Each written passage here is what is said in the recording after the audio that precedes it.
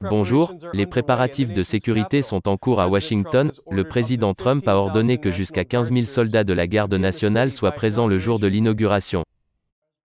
Le président Trump a approuvé la déclaration d'état d'urgence pour Washington afin de renforcer la sécurité pour l'inauguration. Il a approuvé une aide fédérale pour soulager le district pour les 2 prochaines semaines avec effet immédiat. La maire de Washington Muriel Bowser en avait fait la demande. Dans sa lettre, Bowser indique que les ressources prévues dans le plan initial sont maintenant insuffisantes.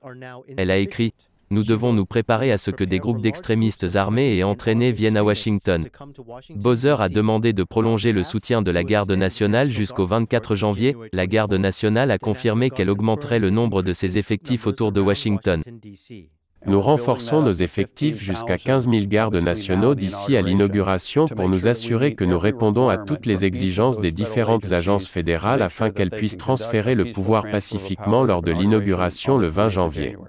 Le général a déclaré qu'il a reçu des demandes de la part des services des renseignements, de la police du Capitole et de la police des parcs pour que des gardes soient déployés dans la ville. Le secrétaire d'État à la sécurité intérieure Chad Wolf a déclaré que le département de la sécurité intérieure avance les opérations pour l'inauguration à aujourd'hui. La maire de Washington a demandé que les autorisations de rassemblement public soient annulées et elle invite les Américains à ne pas se rendre dans sa ville pendant cette période. La cérémonie, traditionnellement très importante, a été considérablement réduite cette année en raison de la pandémie. Le comité d'organisation affirme que le National Mall de Washington sera couvert de près de 200 000 drapeaux de différentes tailles pour représenter les foules manquantes. Le président Trump a déclaré que les Big Tech sont en train de commettre des « erreurs terribles » et de provoquer une colère énorme à travers les États-Unis. Nous ne voulons pas de violence à ce sujet, jamais de violence. Nous ne voulons absolument pas de violence. Et sur la question de la destitution, c'est la suite de la plus grande chasse aux sorcières de l'histoire de la politique. C'est la première fois depuis plusieurs jours que le président Trump s'adressait aux journalistes alors qu'il s'apprêtait à prendre Air Force One en route pour le Texas. Il a critiqué les Big Tech pour diviser et cliver encore plus le pays. Il a ajouté que le contenu de son discours du 6 janvier, quelques heures avant l'assaut du Capitole, était tout à fait approprié. Il a également qualifié les efforts de la présidente de la Chambre des représentants, Nancy Pelosi, et du sénateur Chuck Schumer pour le destituer comme, je cite, provoquant une énorme colère. Facebook a annoncé qu'il supprimerait tous les contenus portant la mention « Stop the Steal » avant le jour de l'inauguration. Voici les détails. Facebook supprime tous les contenus « Stop the Steal » à la veille de l'inauguration du président élu Joe Biden. Les partisans de Trump ont utilisé cette phrase pour remettre en question l'intégrité de l'élection et ont organisé de multiples rassemblements « Stop the Steal ». Depuis l'élection du 3 novembre, Facebook et d'autres Big Tech multiplient leurs efforts pour contrôler les contenus qui, selon eux, pourraient causer des dommages réels. Le dernier fait en date remonte aux vagues de violence qui ont troublé les manifestations pacifiques au Capitole le 6 janvier. Facebook affirme avoir des équipes qui travaillent 24 heures sur 24 et 7 jours sur 7 pour faire appliquer sa politique, au moins jusqu'à vendredi prochain. Pendant ce temps, Twitter dit avoir supprimé plus de 70 000 comptes qui faisaient la promotion de contenus liés aux théories conspirationnistes du groupe Qanon. Twitter a déclaré: compte tenu des événements violents à Washington et du risque accru de dommages physiques, nous avons commencé à suspendre de façon permanente des milliers de comptes qui étaient principalement dédiés au partage de contenus liés au groupe Qanon, et ce dès vendredi après-midi. Cette purge a commencé le même jour où Twitter a supprimé le compte du président Trump. Le mouvement Qanon suit des indices cryptés postés sur un forum anonyme en ligne. La déclaration de Twitter sur le retrait des comptes Qanon suggère que la compagnie reproche au mouvement ce qui s'est passé à Washington. Twitter a utilisé un motif similaire pour bannir le président. Pendant ce temps, Amazon retire les produits Qanon de son site. La société a cité ses politiques internes qui interdisent la vente d'objets offensants ou polémiques. Amazon avait déjà à l'époque créé la polémique après avoir autorisé la vente de marchandises Qanon sur sa plateforme, et ce après qu'eBay ait déclaré que ces produits n'étaient plus autorisés sur son site. Des photos des émeutes montrent que des personnes qui prétendent appartenir au mouvement Qanon faisaient partie du groupe qui a pénétré dans le Capitole. Amazon a déclaré au journal The Epoch Times que si des gens continuent à vendre ces produits, ils pourraient se voir retirer leur droit de vendre sur Amazon. Un compte se faisant passer pour le procureur en charge de gracier certains crimes fédéraux propose d'innocenter les manifestants du Capitole en leur demandant leurs informations personnelles. Le ministère de la Justice avertit que le compte est faux et qu'il doit être ignoré. Des messages ont circulé en ligne à partir d'un compte qui s'appelle WH Office of Pardon Attorney. Il demande à tous ceux qui ont participé aux manifestations du Capitole de fournir leur nom, leur ville et une liste des crimes pour lesquels ils souhaitent être graciés. Mais le DOJ a clarifié la situation. Le bureau du procureur spécial en charge de Gracier n'a pas de compte sur les réseaux sociaux et ne participe à aucun effort visant à innocenter les personnes ou les groupes impliqués dans les actes odieux qui ont eu lieu cette semaine au Capitole et dans ses environs.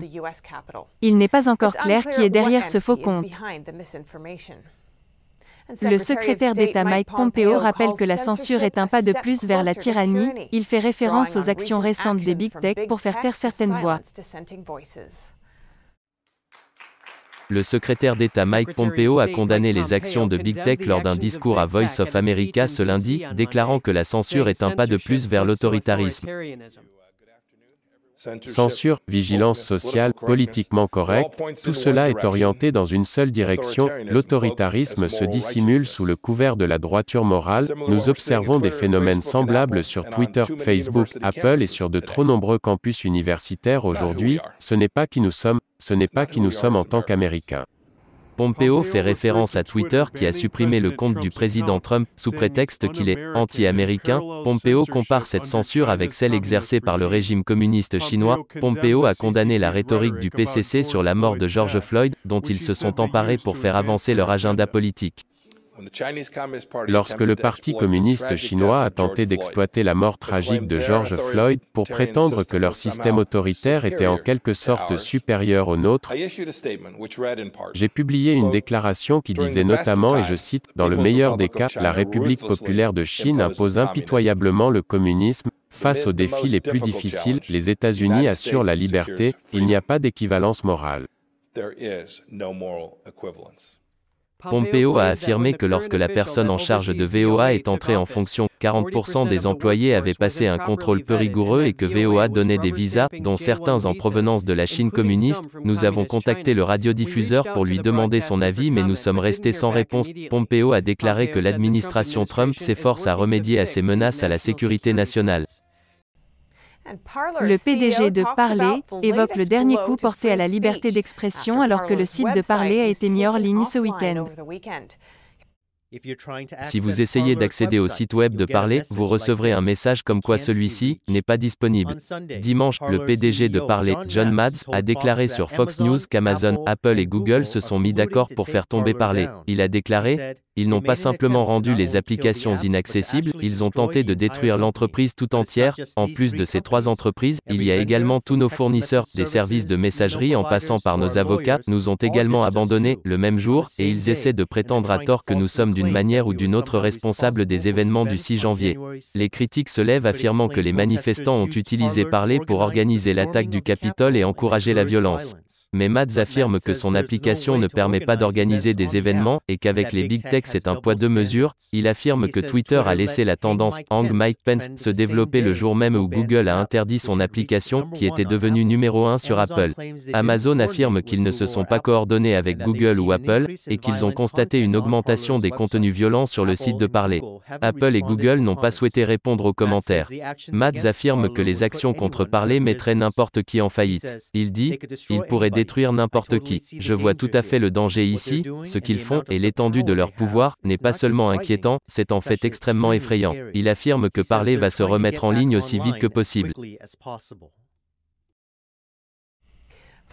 Suite aux événements du 6 janvier, les réseaux sociaux ont supprimé un certain nombre de posts et de comptes, dont celui du président. NTD s'est entretenu avec un professeur spécialisé dans les réseaux sociaux au sujet des derniers événements. En plus de Twitter, le président Trump a également été retiré de plusieurs autres plateformes comme Facebook, Instagram, Snapchat, Twitch, Stripe et Shopify, ceci parce que le président aurait incité à la violence. De nombreux conservateurs prétendent qu'on supprime leur voix et se sont tournés vers Parler, un réseau social qui se veut pour la liberté d'expression. Parler poursuit actuellement Amazon en justice, après que le géant de la technologie ait déclaré qu'il suspendrait Parler de ses services. D'un point de vue des lois sur la concurrence, Parler a probablement un dossier solide. Les réactions qui ont suivi le renforcement de la mainmise de ces Big Tech sur l'expression publique n'ont pas toutes été positives. La chancelière allemande Angela Merkel a qualifié l'interdiction de Twitter de « problématique ». Twitter a perdu 5 milliards de dollars en valeur marchande, alors que les actions ont chuté de 12% suite à la suppression du compte du président Trump. Facebook a perdu jusqu'à 4%, tandis que les actions d'Apple ont chuté d'un peu plus de 2%. Nous avons parlé au professeur Andrew Selepak de cette conjoncture. Il enseigne les réseaux sociaux à l'Université de Floride où il a obtenu son doctorat en communication publique. Il affirme que la censure de Twitter vise spécifiquement quelques individus. Twitter a pris des décisions à la va-vite. Ces décisions semblent un peu aléatoires, ou plutôt, elles semblent cibler spécifiquement quelques individus, et les motifs pour lesquels certains individus sont plus ciblés que d'autres n'est pas clair. Selon Prof. Selepak, les gens doivent réévaluer le rôle des réseaux sociaux dans leur vie quotidienne. Les réseaux sociaux, en raison de leur relation quasi symbiotique avec le gouvernement, ne peuvent plus être considérés comme de simples entreprises privées, mais elles deviennent presque comme des services publics. Selon M. Selepak, bien que les réseaux sociaux soient devenus une partie intégrante de la vie, nous ne verrons probablement aucun changement tant que les gens ne réaliseront pas qu'il y a un problème et exigeront un changement. Et maintenant, Facebook dit qu'il supprimera de sa plateforme tout contenu mentionnant « Stop the Steal ». Avant le jour de l'inauguration, la plateforme affirme que c'est une prévention contre la violence. Après le 20 janvier, ils masqueront les messages « Stop the Steal ». La plateforme de liberté d'expression Gab rapporte une énorme augmentation de son trafic qui a augmenté de plus de 750% en seulement 24 heures au cours du week-end dernier. La plateforme a annoncé 500 000 nouveaux utilisateurs rien que pour samedi et a déclaré mettre en place 10 nouveaux serveurs pour faire face à cette utilisation accrue de ses services. C'est la conséquence du départ de nombreux utilisateurs qui abandonnent Twitter suite à la suppression du compte du président Trump vendredi.